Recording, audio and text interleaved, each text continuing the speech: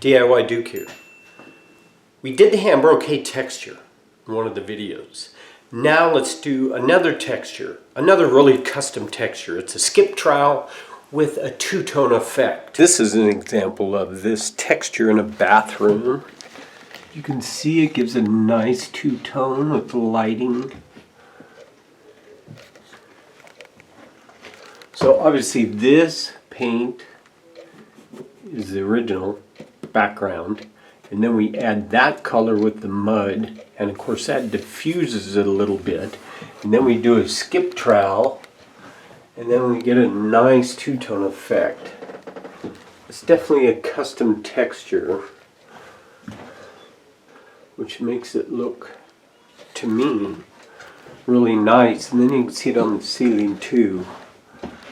Now the cool thing is, in the shower, since this is latex, the water doesn't bother it. So there's no mold or anything that develops. So that's what it looks like. Show you some of the things we're going to need. One is a paddle. That's to mix the mud with. And the drill, half-inch drill, hooked to the paddle to mix the mud. We're going to need a hawk, the same tool we used for the hand broquet, and some trowels. This is a pool trowel without the corners. This is a regular trowel with the corners. We're going to need, oh yeah, we're going to need some of that mud. We want it to taste good. Spice it up, season it up. We're going to need some salt. We don't have to have the salt, or we can use silica sand, but salt's actually cheaper, for $1.38 and get 4 pounds of it. Otherwise you got to buy a big sack of silica sand. Either one will work. I often use silica sand, but salt's good too because it's going to give that plastery, gritty feel to the mud. You don't have to use it, but if you want kind of that plaster look, gritty look, you can. We're going to do it both ways to show the difference. So we're going to need some drywall mud as well. Depending upon how much you're going to do, you're going to do a whole room, a big room. One box is going to go quite a ways. It's probably going to do about 300 to 400 square feet. Now, there's 3 different kinds of mud. The best kind of mud is taping mud because it's the whitest in color, which provides a neutral base to add the paint to. All-purpose is a little too yellow, and topping is too yellow also. So we're going to mix that mud up, then we're going to put our choice of color in it, which is going to be the same color as we painted the base with. And in this case we have the white, and then over here a color called Whispering Wheat, and they are a satin. And that'll work really good for that background. So let's get started. Now it's all about getting the right amount. That was probably about a pint, or more like a quart. Let's go ahead and mix it up and see how it looks.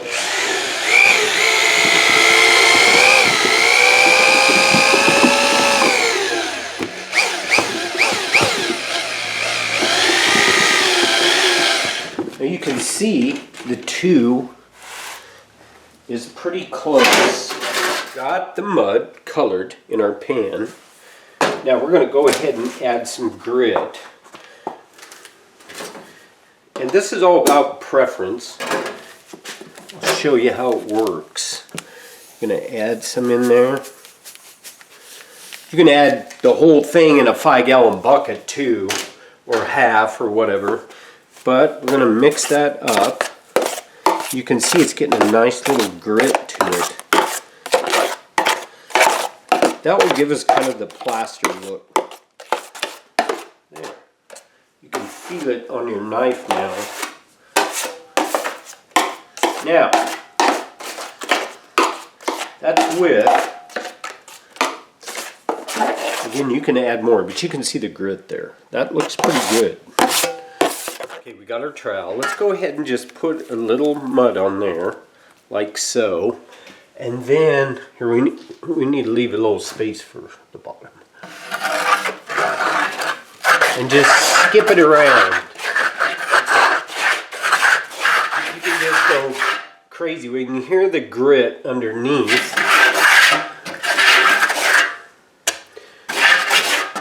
Now, you can put it on there.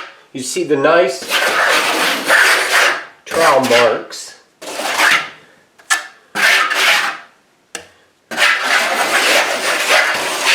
Now you can leave it, let it set up, and then we're going to go back over it. That to me, I don't really like the ridges, so I want to make it a little flatter. So I'm going to go back over it when it sets up a little, and then skim off that surface. But let's go on to the bottom part and do it without the grit. Now this is much runnier. So we're going to put some on our knife, like so. Just kind of smoosh it in there, and you're going to have some. Then you're going to kind of lightly go across, like so. And then as you go, just put a little more pressure on it until it starts wiping down. You don't want to wipe it down too flat, but again, that's all about your preference. When you wipe it too flat, it smears a lot, and you lose a little bit of the 3-dimension. But as you can see, grit, no grit. That looks a little more old school. Then that looks more like a ham brocade. And that's starting to set up, so you can start to hit that a little, and that'll take the ridges off. Or if you like the ridges, go ahead and leave them alone.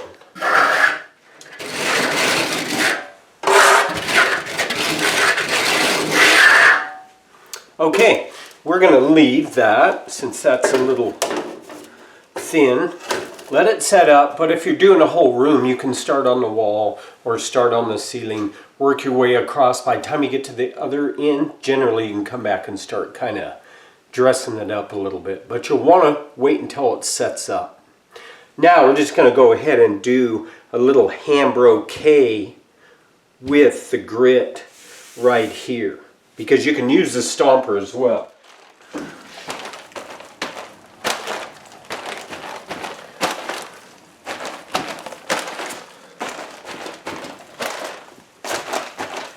Now the stiffer the mud, the smaller the ham brocade pattern is going to be. If the mud's thinner, then you're going to get a bigger pattern like that. You're going to take your knife, you're not going to push down too hard, but just kind of a gentle pressure.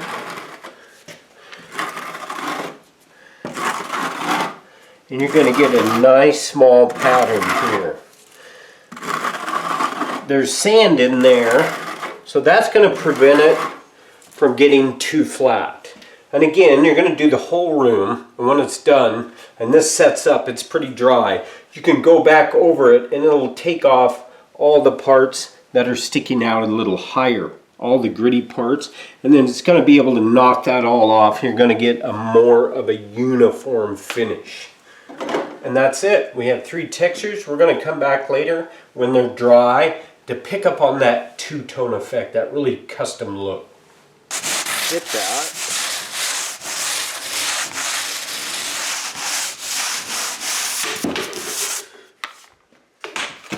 That'll just knock the loose stuff off. So it's all done. But let's see how it looks decorated, because a textured wall is like a canvas for your theme, for your interior decoration. So we'll hang a couple pictures up there and see how it looks. And so we put a little bear picture against that background, and that's a nice look, especially for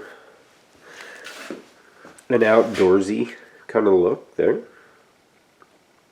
Now over here we have a whiter background, so we chose a little different picture, that kind of thing. So that's it. That's the two-tone texture, which you can really get inventive with. And the nice thing about it is the texture has paint in it, so it's resistant to water or whatever, so you can put it in a bathroom. I used it in our bathroom. It's been there for several years, works great. Okay, DIY Duke. Until next time, see ya.